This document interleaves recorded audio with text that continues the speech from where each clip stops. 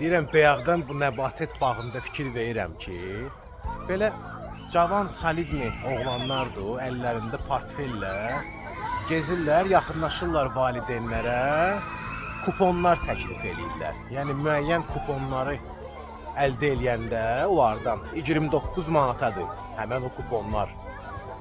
Alan elə bir güzəştlər alır da, o mollardakı uşaqlar üçün olan əyləncə mərkəzlərində, nə bilim orada olan yeməkxanalarından. Baxıram, görürəm ki, hələ yazıqlar kimə yaxınlaşırlar, özlərini təqdim edirlər Paşa Holdingin əməkdaşları kimi. Heç kəs almır.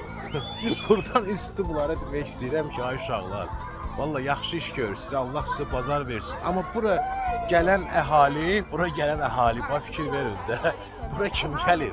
Bura yəni kasıblar gəlir də, başa düşürsünüz. Gəlir yəni 3 manat, 4 manat giriş pulu verir ki, birtəhər uşaqlarını burada yola versin də, bu belə bu tipdə əyləncə mərkəzlərində, uşaq meydançalarında.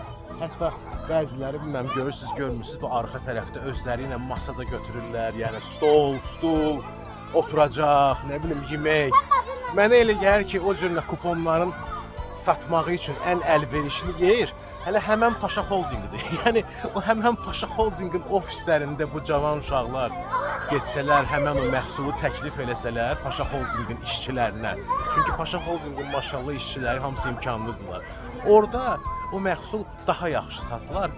Nəinki bax burada, hardakı bizdə kasıblar yığışırıq.